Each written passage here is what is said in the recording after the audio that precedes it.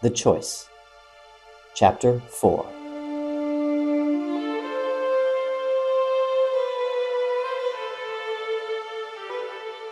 Something is amiss in the realm of men. The Leatherman is behind schedule.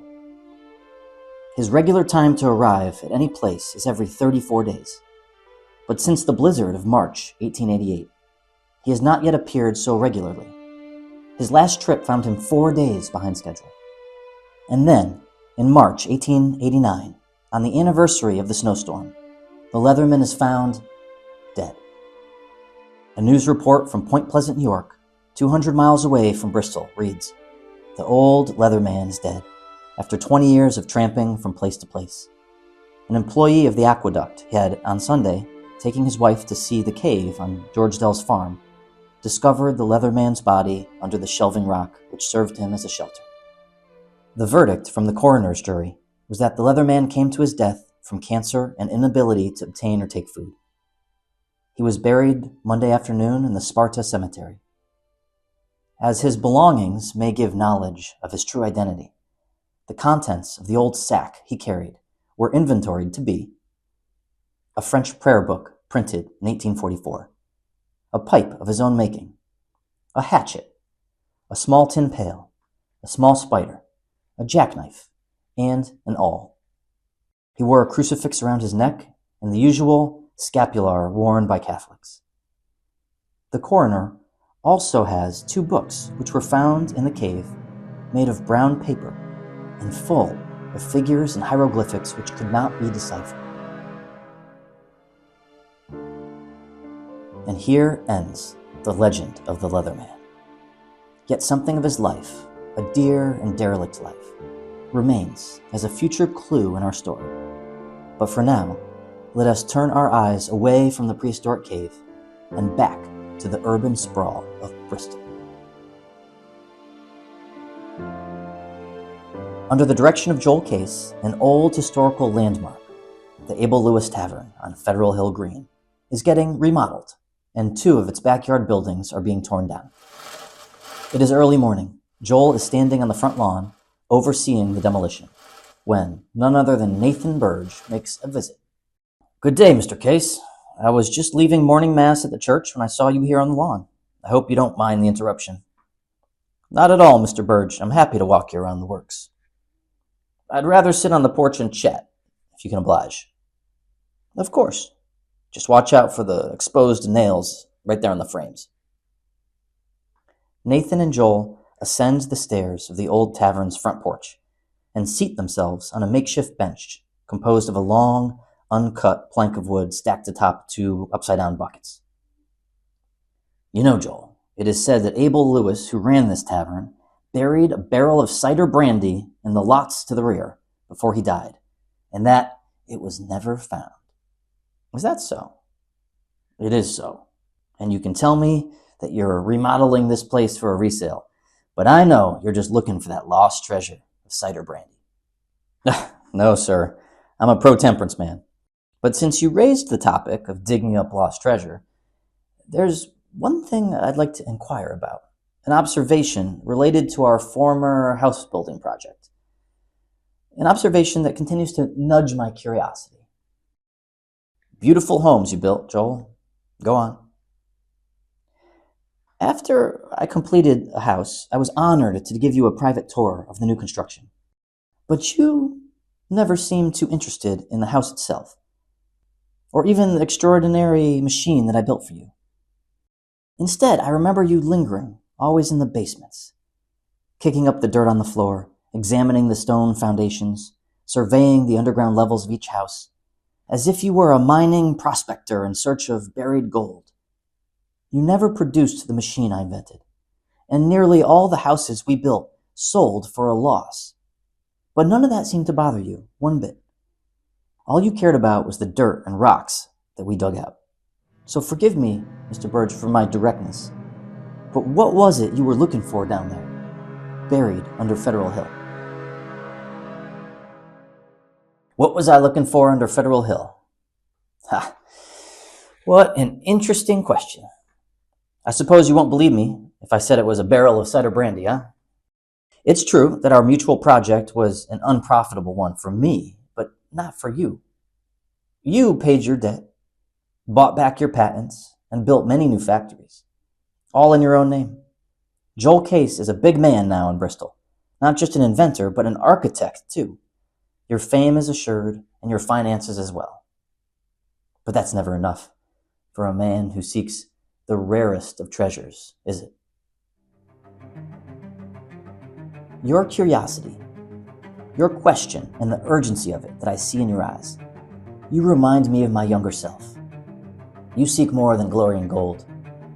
You know that life is incomplete with just these things. You seek truth.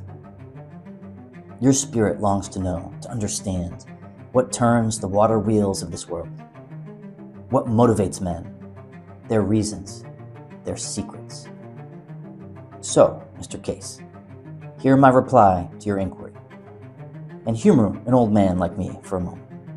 The truth is that I was looking for an old clock that belonged to my father, a clock that he hid in a secret place for reasons he never told me, and I got up to thinking it was buried around here somewhere. And if only I could find it, I could understand why he hid it from everyone, and especially from me. A buried clock? Yes, a buried clock, just like that barrel of brandy. Is it so unbelievable that a buried clock still resides somewhere in the hills of Bristol? How many clocks have been made in this town? Thousands. Some clocks made here are one of a kind, priceless. And what do we do with our most valuable things? We lock them up. We put walls and cages around them. We bury them out of sight. Well, Mr. Birge, it must have been a very special clock for you to go to such lengths to find it. Did you find it?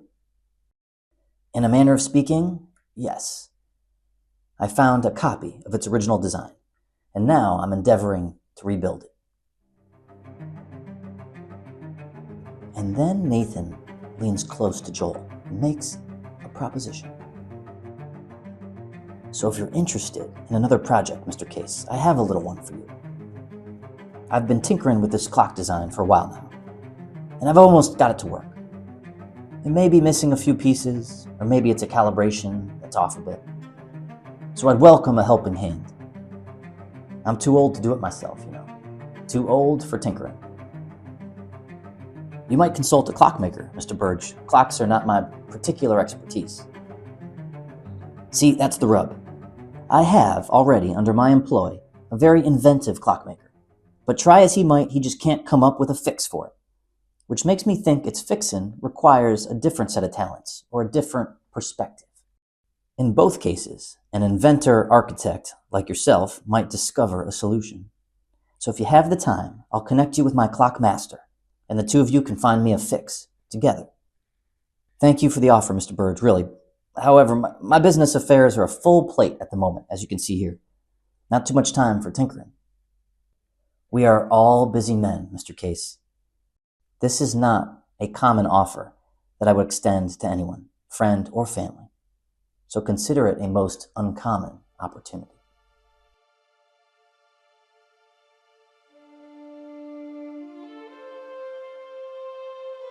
As the rising sun throws its luminous rays over our federal hill, wrapped in its morning mist, Nathan Birge and Joel Case linger on the porch of Abel Lewis's old tavern. They rest in the same places that John Birge and Dr. Titus Merriman once rested on a moonlit evening 60 years ago, and speaking about the same mysterious clock. Then, as if another ghost of the past demanded its own inclusion in this magical moment, a voice calls out, "Mr. Case, sir, excuse me. You may want to see this here. We found them boxed up in a crate up in the attic of the hip-roofed shed we're tearing down." Mr. Birge, any idea of what these things are in the crate they found? Yes I do. These here are old flintlock tinderboxes. Way back before friction strike matches were sold, everybody carried one of these to kindle fire for their candles. Aha, and look right here on the back. The name of the maker, of who made this box. Etched in the back of this old tinder box, a lost treasure rediscovered in a shed behind the old Abel Lewis Tavern is one name: Joseph Ives.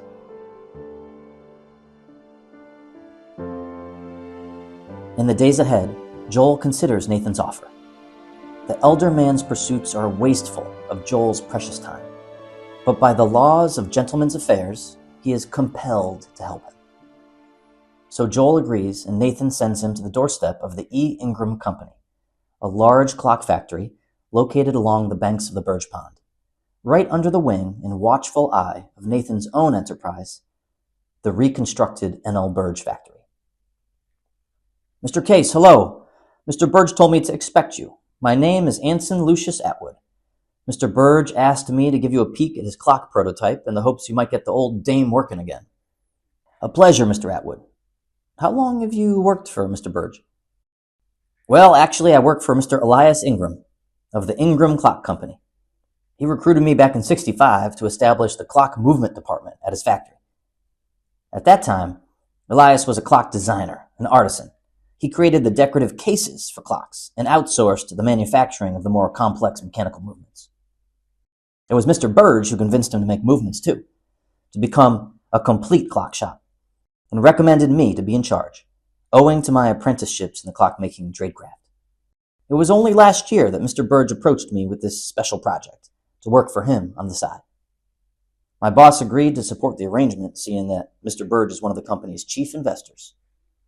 "And why is a master clockmaker working out of this dusty shack instead of the factory floor?"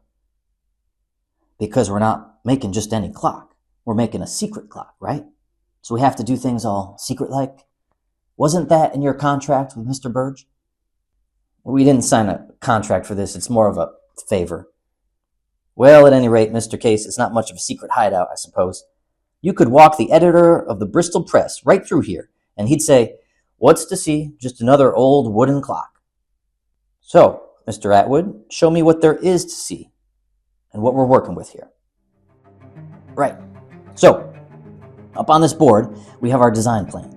It's a bit confusing because Mr. Birge never got the original plan. He just has a reproduction. But you can clearly see the arrangement of the movement's time train and other components in the sketch right here, and the unusual shape of its escapement and frame. Over here is our inventory of old clock parts, nearly every size of wheel and pinion and other part you might need to reconstruct a traditional wooden clock movement. And this contraption here is my attempt at putting it all together, from scratch and spare parts. My best prototype, and like the rest, it's a failure. I told Mr. Birge that his clock design, as I understand it, just can't be built. So, Mr. Atwood, what, in your opinion, is the main problem?" "It's the gear ratio. It's not corresponding to the speed that is required to run the time train accurately and without breaking the movement." "Go on. Explain it to me as if I were a child." "You are a mechanic, Mr. Case, so you know that just like any machine, the parts of a clock must be in harmony with each other. Each part has a very specific job to do. If just one of them fails to perform, the entire clock fails to keep time. The hour wheel in the motion train is cut with a certain number of teeth to make one revolution, to turn entirely in a circle once per hour. Every other wheel, gear, pinion, and part have special design attributes to help the hour wheel keep its pace of one revolution per hour. Yet, the hour hand cannot move smoothly without a pace set by two bedrock clock parts, the escape wheel and the pendulum. When these two parts act together, they create the invisible power of escapement, which dances its way through the time train and propels the hands of the clock around the clock face. This is where Mr. Birge's clock design fails. I suspect the design comes from a collaboration of two, maybe three clockmakers, different ones. One clockmaker may have tried to revise the original design. Maybe he was a competitor who made changes to avoid a patent dispute, something quite common in Bristol's clockmaking circles. Unfortunately for us, the resulting hybrid clock design has a defective gear ratio, which creates a disharmony between the escape wheel and the pendulum. You see, an escape wheel must be cut with a precise number of teeth to match the speed of its swinging pendulum. The clock design from the famous Eli Terry Porter contract had a 30-tooth escape wheel and a pendulum swing of 1 beat per second. Afterwards, Eli designed a 5-arbor movement with 42 teeth and a speed of 2 beats per second. Chauncey Boardman cut 45 teeth into his Groner movement's escape wheel to give his pendulum a speed of 1.5. All these clock movements are different, but they all keep the same time.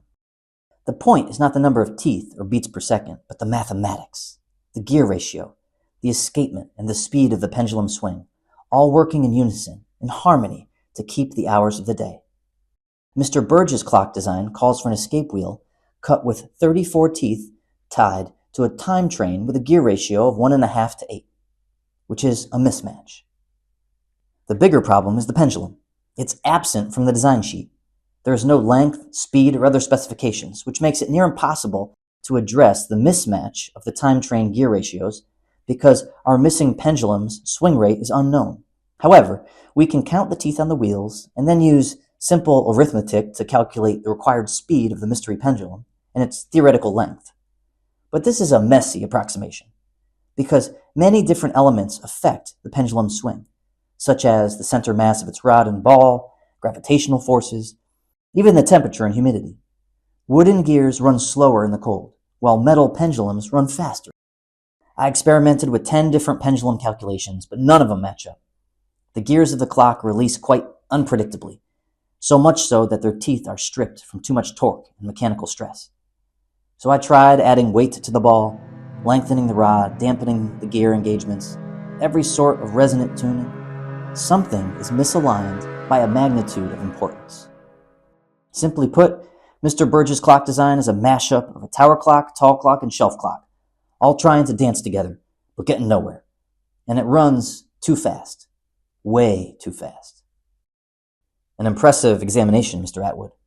So, in conclusion, what we have here is a clock with an identity crisis that dances way too fast.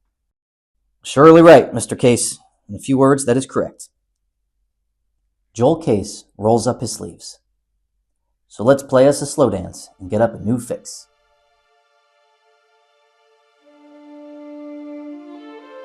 Inventor Joel Case and clockmaster Anson Atwood collaborate to build Nathan's clock. But after 2 years of tinkering, they fail to produce a working model. They become frustrated and exhausted with the project. Joel sends a message to Birge that the clock design can't be accomplished and that he must respectfully end his assistance. In response, Nathan sends him an invitation, a ticket to a very special entertainment show. Thanks, in part, to illustrator George E. Norris, Bristol is literally on the map, in the atlas of the modern world. No longer just a dot and a name in some western corner of the Connecticut state map, Bristol now attracts residents. It attracts businesses. And more importantly, it attracts fun. Theater plays and music concerts, road shows and circuses, and now, a giant advertisement in the Bristol Herald newspaper proclaims, "Coming soon, wait for it. Pawnee Bill's historical Wild West show will exhibit at the Bristol Base Grounds on Monday, May 16th. The only genuine Wild West in America. Colossal combination of famous cowboys and 3 tribes headed by the famed Field Scout and Oklahoma hero, Major General William Lilly, known as Pawnee Bill. Everything real and genuine. 500 men and horses, 50 first-class performers, herds of wild buffalo, big-horned Texas steers, 5,000 animate and inanimate curiosities and relics in the museum. Chariot races, standing races, and all kinds of thrilling and exciting contests of speed. One 25-cent ticket admits to all departments of the big show. Children under 9, only 10 cents. The excitement of such an extravaganza saturates Bristol. The day of the event feels like a holiday, like the night before Christmas. The Bristol Bay Grounds, normally an empty dirt field, are transformed into a wild western circus. Among the thousands in attendance is one man specially drawn to this spectacle, Nathan Birge. Like all men in their old age, he is captured by the invisible power of nostalgia. Pawnee Bill's show resurrects remembrances of Nathan's most cherished adventures, when, as a young man, he dared and explored the wild spaces of the Western Territories. So there Nathan sits, reminiscing in the grandstand, dressed up in his old buffalo coat. Joel Case shuffles through the animated scrums of spectators. "Mr. Birge, good day. Mr. Case, happy to see you chose to take up my invitation. And is your wrench able to fix my clock? As I sent in my letter, Mr. Birge, I'm afraid the project is beyond my means to complete. Mr. Atwood is doing his best. He is a talented clock mechanic, but we both agree the prototype has a fatal flaw somewhere. And we're not able to pinpoint just where it is because your design plans are incomplete. They're a fragment of a copy of the original design plans." Well then, Mr. Case, what, in your opinion, should I do next? Well, Mr. Birge, I can imagine maybe two possible ways forward. If you want to proceed with the original clock design, exactly as it is drawn, you must find its original pendulum. And from that, we can work backwards to recreate the missing half of the original design.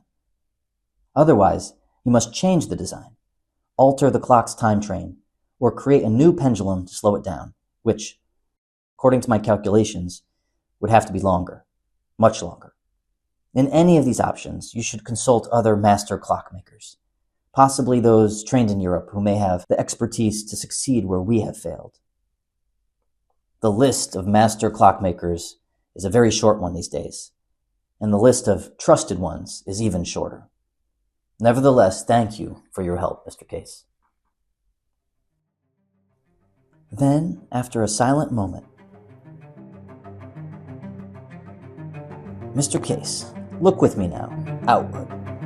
Look at this stage of action and actors, this recreation of the West for townspeople like us.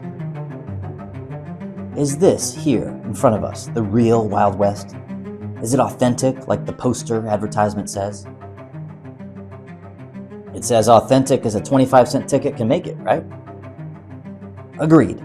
Pawnee Bill and his showmen can try their darndest to make it authentic, to perfect every little detail, but it will always be a 25-cent recreation with 3/4 cents lost to the past.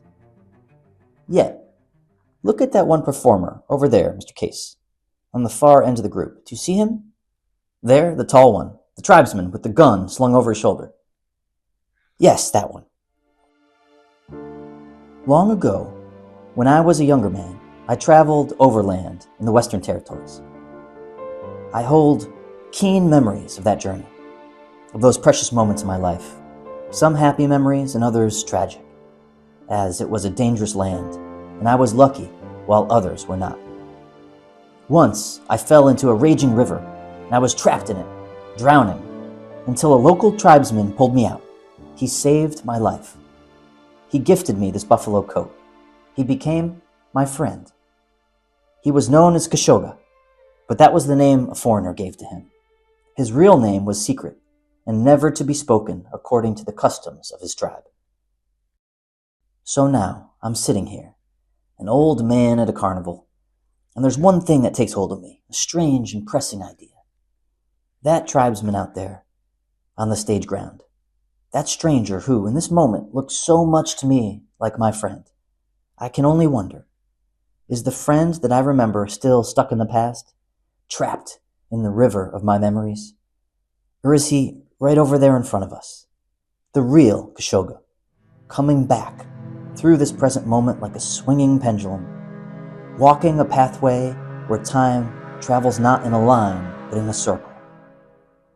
You tell me my clock runs too fast, Mr. Case, but maybe it is us who are misaligned with our moment in time. You offered me 2 fixes for my clock, but there is a third choice, if you care to explore it with me. A bit unconventional, but no less a solution than all the others. And that is to accept that the purpose of this clock is to keep time exactly as its clockmaker intended. And that this clock keeps a different passage of time, a faster minute and a shorter day. Have you ever gone fishing, Mr. Case? Have you ever floated in the middle of a peaceful lake, wrapped in its morning mist, and cast your rod into its motionless waters? In those moments, time passes in a different way. It passes slowly, or not at all. like it is frozen in ice. Then a fish hooks on your line, and suddenly, time explodes like fire, consuming the moment like a dry leaf thrown into a blazing campfire as you pull that fish into your net. Was there ever a clock that could capture time as it passes in these moments? One whose pendulum swings at the pace of life, not as we mechanically measure it, but as it feels to us. Time that slows, time that speeds, time that spirals. Can you build me a clock like that, Mr. Case? To build the impossible, sir, as you describe it, you need more than an old clockmaker or a clever inventor like me. You need a dreamer. When inventors like you stop dreaming, Mr. Case, then I fear for what will become of us.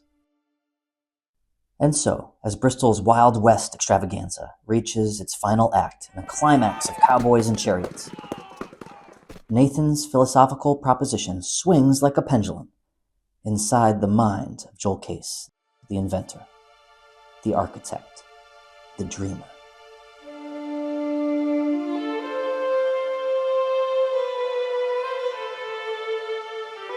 Elsewhere in Bristol, Charles Treadway also receives an invitation, but not to a Wild West extravaganza, but to the home of another prominent elder Bristolite.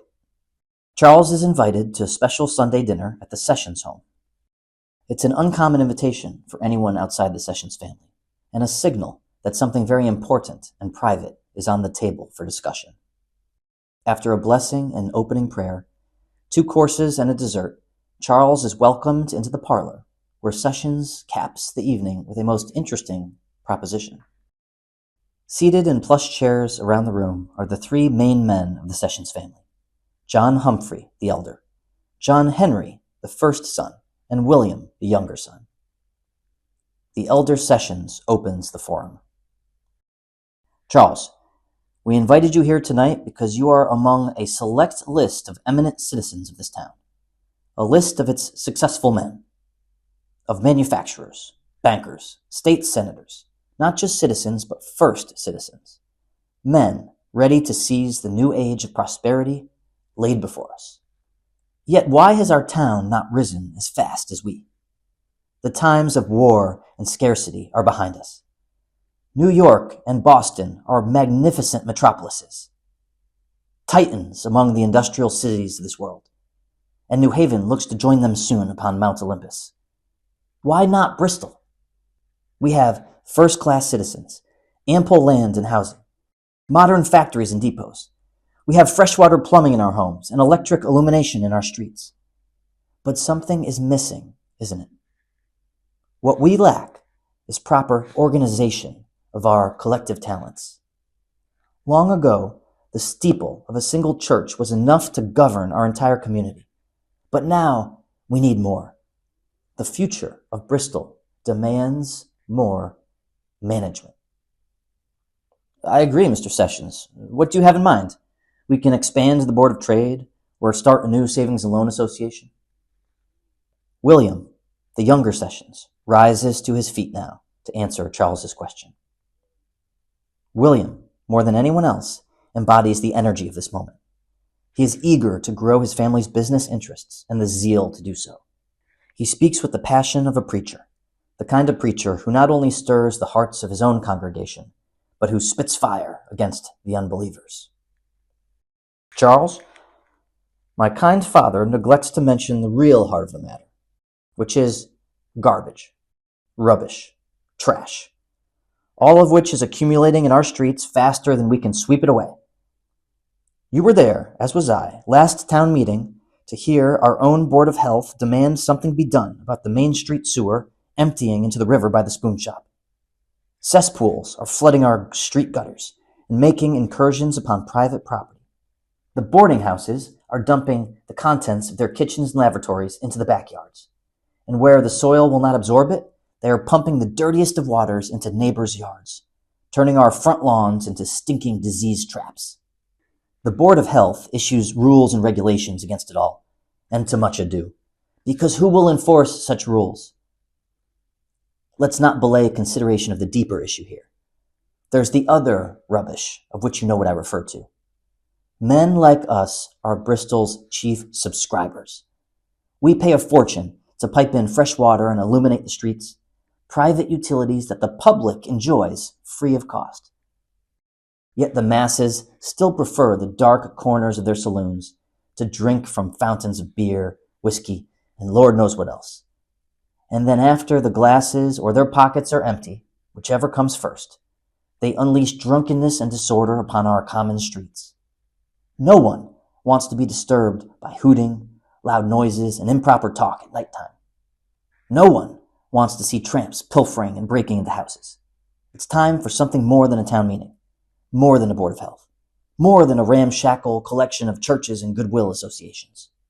We need the power to transform, to uplift, to dig sewers, to police the streets, to tax a population for the cost of what it consumes. Bristol needs a new government, a borough government. I'm certain, with our political influence, that the state legislature will grant us a borough government for our own downtown areas, with a special privilege to designate officers and execute independent powers. Think of the potential of a borough system. Wardens and burgesses to pass necessary initiatives. Police officers to enforce public safety and preserve order. Powers of eminent domain to lay sewers and sidewalks. And most importantly, a borough government can sell bonds, collect taxes, pay itself for the necessity of building a civilized town, for progress. And for you, Charles, an elevated role, treasurer of the borough of Bristol. Now, how does that sound? Does the suit fit, my friend? What we need for this enterprise is a leader, someone who can offer a guiding hand and a watchful eye. Someone like you, Charles. What do you say? The proposition set before Charles is a difficult one for him. It is not simple like a corporate post. It is complicated. It is political. And Charles has always avoided politics.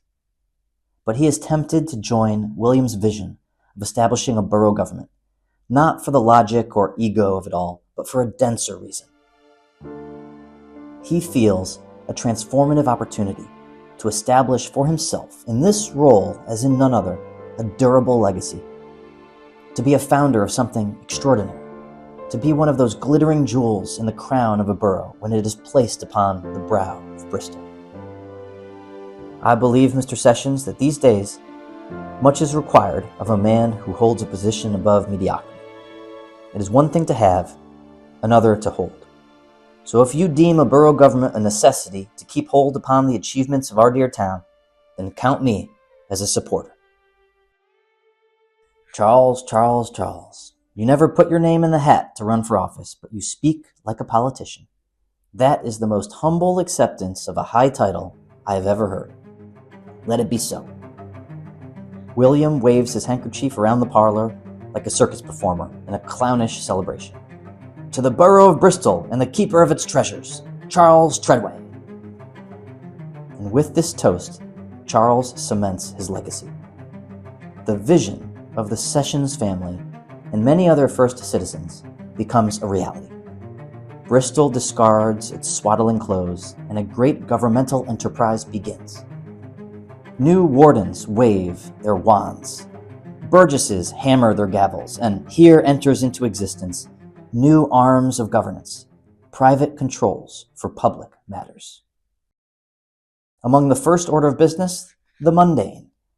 Clerk Newell orders the design of a seal to transmit dignity and solemnity to the borough's official documents. Next, a contract is made with engineer Mackenzie to map Bristol's water mains, hydrants, and public buildings, and then lay out a sewer and sidewalk system with proper widths and grades. Equally as important, a tax rate of 4 mils on the dollar is laid upon the borough's residents to pay for its improved downtown, and the police to patrol it. But as with all local affairs, local governance is instantly and locally controversial. The common ills are agreed, the medicines are prescribed, but the patient is unruly. No sooner is the borough formed and functioning than Bristol's second-class citizens raise their voices in protest. Is it true that the Burgesses are tearing down the houses of Bristol taxpayers? That is most certainly an ill-informed rumor. Prospect Street was ordered to be straightened by the removal of only one house, Mr. Avery's, and he agreed to accept a generous reimbursement of $2,482 as damages to settle the affair. Our worthy warden renamed Oak Lane against the express wish of the taxpayers residing there, of which I, Dr. Williams, am one. The street committee suggested a compromise, Oak Place, which was agreed, only to discover the name Prince Street published in Bristol's directory. Well, Dr. Williams, all of the property owners, who speak for themselves, have conveyed that a compromise name should be given by the board and not by you alone. The name Prince Street stands. Why should the taxpayers pay for a full police uniform? A police hat is all that is necessary to distinguish a policeman on the street. Full uniforms look better, and they do not cost a great deal. The expenses of the police department, as we have stated, have already been limited to $1,800 per year to prevent any overspending. How is it that our new chief of police selected George Oviatt from Salisbury to be a police officer? He is not on the list of voters in Bristol. There are good men in this town. Choose from one of their numbers. The board agrees that experience is equally as important as residency. Officer Oviatt is a married man and a man of steady habits who has served as a constable in Salisbury for several years. His experience will be put to great use right here in Bristol. Forget Oviatt, he's a good one. I heard charges of ungentlemanly conduct were lodged against the chief of police, Howard Arms, by Miss Catherine Missett, who claimed that the chief put his hands around her. Has the board investigated this? The matter has been thoroughly investigated by Mr. Sessions and his committee overseeing the police department. Officers were executing a search warrant at the house of Mrs. Missett, who, according to the report submitted here, rushed into the kitchen and seized 2 bottles and attempted to conceal them in her clothes. Officer Arms laid proper constraints upon Mrs. Missett to take the bottles from her immediate possession. One of the bottles was broken, and the other was found half full of whiskey. 2 glasses were on the shelf besides the bottles, as evidence that Mrs. Missett was selling liquor on the sly. It is also to be remembered that Michael Missett, of the same family name, was arrested during a roundup of illegal saloons, and that Mr. Missett also whacked his arresting officers with a glass of beer. It appears to the board that the Missetts are synonymous with mischief, and that Chief Arms exercised his proper duties. There's a stink about town, and it's because you Burgesses are dumping dead animals and spoiled food on private properties next to the borough. It's an offense to the eyes and nostrils of all who pass by. Who's responsible for this? Per the bylaws, rubbish is disposed of only within the boundary markers, which does permit rubbish disposal directly upon the boundary line itself. If the residents near the boundary lines wish to join the borough, they may petition to do so, and the rubbish deposits will be moved farther away. However, the residents of these outer districts have indicated their intent not to do so. And so on and so on. The borough attempted to find balance between the street-level virtues and vices, between all the goodness, greediness, and growth of a rip-roaring, free-market boomtown. It becomes an escape wheel, trying to regulate the pendulum swings of Bristol's chaotic growth. On one end, poverty, on the other, luxury, labor and capital, bankruptcy and profit, the dualisms of society in an era of post-war industrialization. A tempest trapped in a glass bottle, soon to be uncapped, unleashed.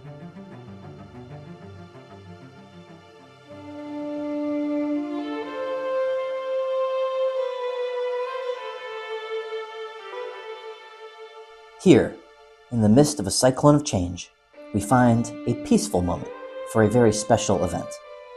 An inaugural event called the Old Men's Barbecue. The rules are strict. This is not a men's barbecue. This is an old men's barbecue. Every man of the area, having attained the wise old age of 75 or more, is invited to Lake Compounce for a dinner. 54 men accept, their combined ages totaling 4,342 years alive. And with long beards in fresh-pressed suits, they gather together in the ballroom of Casino Hall for a memorable meal of barbecued lamb, white potatoes, yams, creamed corn, with watermelon for dessert. After the food is finished and the servers go away to clean the dishes, the old men relax in the ballroom to puff away on the last final bits of their cigars. And then, In that moment, just before the end, a side door opens and someone enters the room. It is Nathan Birge. He looks frail, weak, and half of the man that we know. This because of his battle against a sickness called la grippe that has taken a hold of him in the twilight of his life. Yet his voice, sustained by nothing more than sheer force of inner spirit, remains bold. Gentlemen, I hope you enjoyed yourselves. For those who know who I am, it's a pleasure to be in your company again. For the rest, my name is Nathan Birge, and I am the reason you are here. Forgive my rudeness, and I know this is a special event for those men aged 75 and older, but please oblige me, as I am only a few years shy of 75, and thus my vast and plentiful youthfulness left me cut out of the invite list. I see my brother-in-law sitting over there. Mr. Bartholomew, how do you do, sir? My sister expected you home and in bed 2 hours ago. And I see other familiar faces in the room. Hello, Mr. Atwood, my friend, a master clockmaker in our midst, and how few of those walk among us today. Now, dear friends, I won't take up too much of your time, as we are here for leisure, but permit me to ask a single question to this esteemed group, a question that I hope will find an answer here among you. One of you here may possess something that no one else possesses, something very special, and something you possessed all your life, something you carried for nearly 75 years, and something that is of great importance to me.